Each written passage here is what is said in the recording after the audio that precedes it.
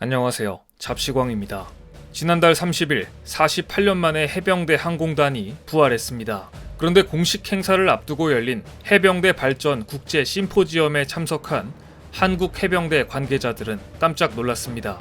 참석자들이 이구동성으로 한 말은 이랬습니다. 이렇게 많은 미국 해병대 장성들이 한국군 행사에 참석한 것은 처음 보는 것 같다. 심지어 우리 해병대 장성보다 미군 장성들이 더 많이 보인다는 반응까지 있었을 정도였습니다. 또한 참석한 미 해병대 장성들은 고위급 인사였습니다.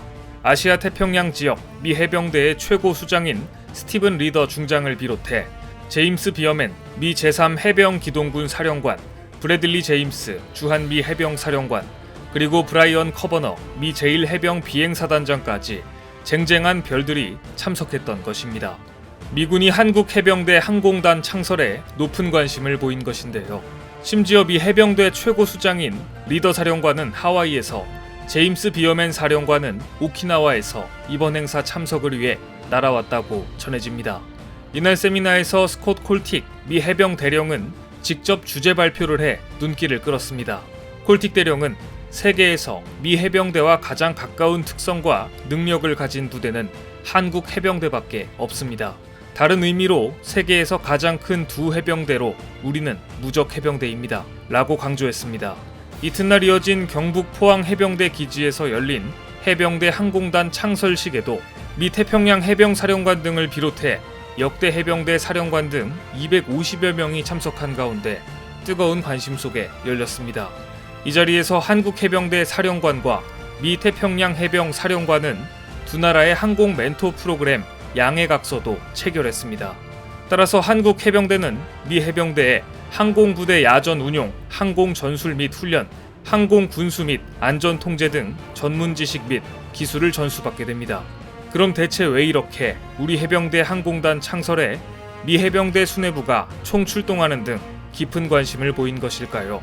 첫 번째 이유는 6.25 전쟁 이후 양국 해병대의 오랜 인연이 큰 영향을 끼쳤다는 분석입니다. 미 해병대는 6.25 전쟁 때 미군 사상 처음으로 헬기를 본격 운용했고, 전투기와 헬기, 지상전투 부대가 하나의 팀이 된 해병 공지기동 부대의 작전적 유용성을 입증했습니다. 이 과정에서 한국 해병대도 자연스럽게 현대전에서 항공전력의 중요성을 인식할 수 있었습니다. 두 번째 이유는 1965년부터 1971년까지 베트남전에서 한국군이 보여준 전투 능력을 미군이 눈으로 직접 보았기 때문입니다. 그 중에서도 베트남전 한국 해병대 항공부대는 한국군 최초의 해외 파병 부대였습니다. 6.25 전쟁이 끝나고 경기도 파주에 주둔했던 해병대는 1955년 1월 제1상륙사단 창설에 앞서 1954년부터 항공부대 창설을 위한 조종사를 양성했습니다. 이를 통해 1958년 3월부터 해병대는 자체 항공부대를 운용한 바 있습니다. 그리고 1965년 10월부터 1971년 12월까지 한국 해병대 항공부대는 베트남전에서 함포 유도, 전단 살포, 항공 화력 지원 등의 임무를 수행했습니다. 특히 해병대 청룡부대 항공대의 오우원은 원래 주요 표적을 직접 타격할 수 없는 관측기였지만 당시 주 날개 좌우에 2.75인치 로켓을 장착해 표적을 타격하는 성과를 거뒀고, 청룡부대 오우원은 파병 기간 중 총 450여 회, 1737시간을 비행한 것으로 유명합니다. 베트남전에 참전했던 미군들 사이에서 한국 해병대의 명성은 드높았습니다. 얼마 전 해외 커뮤니티인 레딧에는 베트남 참전 미군들의 증언을 통해 당시 한국 해병대가 얼마나 공포의 대상이었는지를 실감하게 해주는 글들이 많이 올라와 있습니다. 미군이 한번 출동하면 베트공의 은신처를 찾아내 베트공을 색출하고 전쟁 물자를 버리는 정도를 하고 돌아오지만, 한국 해병대가 한번 출동하면 베트공의 은신처뿐 아니라 그 일대 적들을 전부 괴멸시킬 정도로 무서웠고, 베트공들조차 한국 해병대와는 교전을 피하라는 지침에 대한 이야기도 심심찮게 올라와 있습니다. 하지만 베트남전이 끝나고 1973년 10월 해병대 사령부가 해체되면서 해병대 소속이었던 항공인력 125명과 항공기 23대는 해군 항공부대에 통합됐고, 해병대 항공단은 18년의 역사를 마감했습니다. 그런 해병대 항공단이 해체 후 48년 만에 지난 12월 1일 부활한 것입니다. 이제 부활한 해병대 항공단은 전시에는 상륙작전 임무를 위해 투입되는 것은 물론 국가 전략 도서 방어, 신속 대응 작전, 재해, 재난 지원 등의 임무를 수행할 예정입니다. 따라서 해병대 항공단이 활용할 상륙 기동 헬기 마리노는 매년 순차적으로 도입됩니다. 이제 한국 해병대는 상륙 돌격 장갑차를 이용해 해안선으로 진입하던 기존의 상륙작전 방식에서 이제 헬기를 타고 하늘에서 기습하는 방식이 더해질 수 있어 작전 능력이 배가 될 것으로 전망되고 있습니다.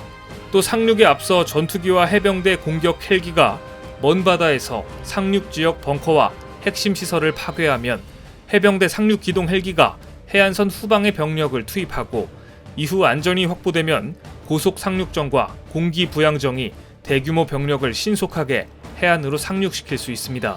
한국의 해병대 항공단의 부활을 알리는 창단식에 미 해병대의 별들이 총출동해서 축하해준 것은 6.25 전쟁과 베트남전에서 보여준 한국 해병대의 전투 능력을 높이 샀기 때문이고, 또 하나 미군은 한국과 미국의 연합작전 능력 강화를 위해서 해병대 항공단 창설을 학수고대해 왔기 때문이었습니다. 그런데 이 소식을 누구보다 두려워하는 곳이 있습니다. 바로 일본입니다. 최강의 전투력으로 무장한 해병대원들이 마리논을 타고 상륙작전을 하게 된다면 그야말로 날개를 달게 되는 것인데요. 만일 일본이 독도에서 군사도발을 할 경우 해병대를 신속히 급파할 수 있다는 점에서도 의미가 있습니다.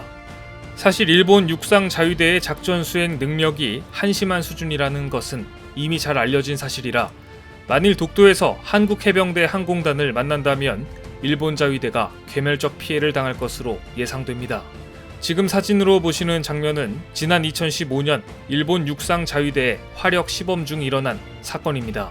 전차의 훈련 중 무한궤도가 동륜 바퀴에서 이탈되어 전차가 오도가도 못하고 있습니다. 전차의 측면 철판은 구겨진 상태입니다.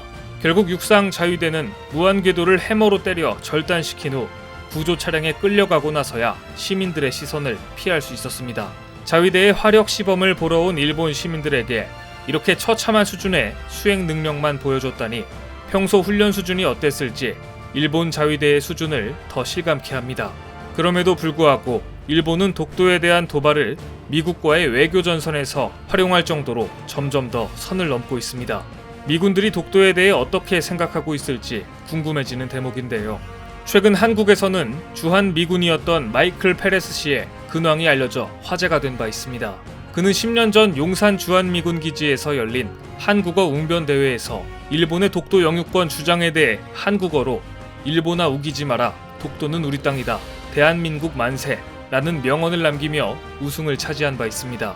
당시 언론 보도를 통해 유명세를 탄 페레스 씨는 2014년 병장 제대 후 한국에 본격적으로 정착했고 현재 한국인 부인과 한국에서 자녀들을 키우고 있습니다. 페레즈 씨는 한국에 대한 관심과 애정은 지금도 유명한데 최근에는 자신의 유튜브 채널을 통해 한국전쟁 당시 주요 전투가 벌어진 곳을 찾아다니며 금속 탐지기로 당시 전쟁의 흔적을 되짚고 있습니다.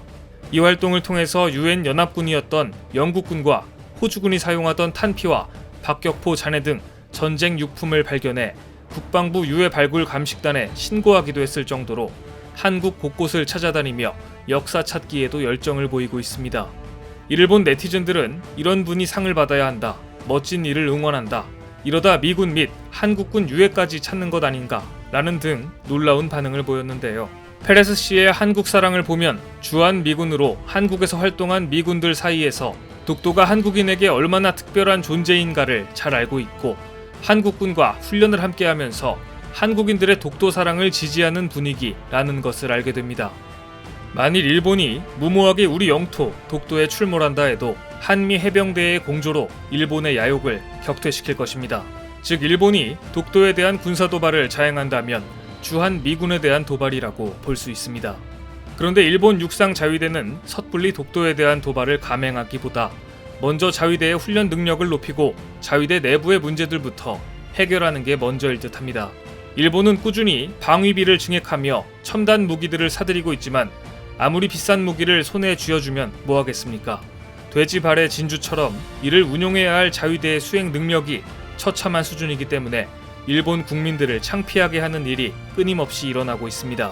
황당하고 이상한 일본 육상 자위대 이야기는 2편에서 이어집니다. 오늘 준비한 소식은 여기까지입니다. 댓글을 통한 여러분들의 많은 의견 기다리겠습니다. 많은 분들의 생각이 모였을 때 진정 가치 있는 지식이 완성될 것입니다. 시청해주셔서 감사합니다.